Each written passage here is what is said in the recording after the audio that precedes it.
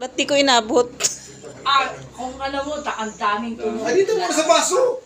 Ako, itatapon na naman. Inuman yan eh. O bakit? At least, lugo mo naman. Wag. Wag, yung ganito. Yung gano'n na lang o yung mineral water. Wala nga, wala nga. Eh, malapit na maubos oh. Sayang na nga yan. Napilitan. Sayang na yan, Lode. Napilitan. Ano talaga, wala na. Dalawang labok mo lang. Uubusin ko na. Napilitan. Nainom ako na kasi ito eh. Sige na po, ilay po ito. Akin dami. Ako ang kapal. Ayun, yun yung kulang Oy, sa tinga yung natin. ulo mo dyan mga sa litikpan. Ako, mas maraming putok talaga yun. Wala eh, alam mo. Astoro. Wala na naman. Kapit tanggal. Ulo. Oh, yun, dumugutok pa ng ginanong ko. Ang ganda no. Ako, ang ganda ang garamdam ko yun.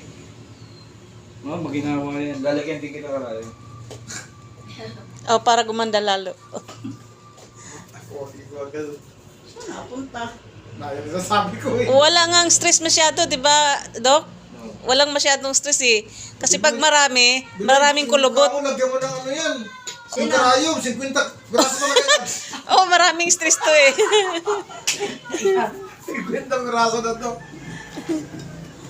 Alang problema, maraming bawon si Dok, hindi ko karayo. Ano kaya? Lalagay? Takot ako. Nawala na nga, bulol mo eh.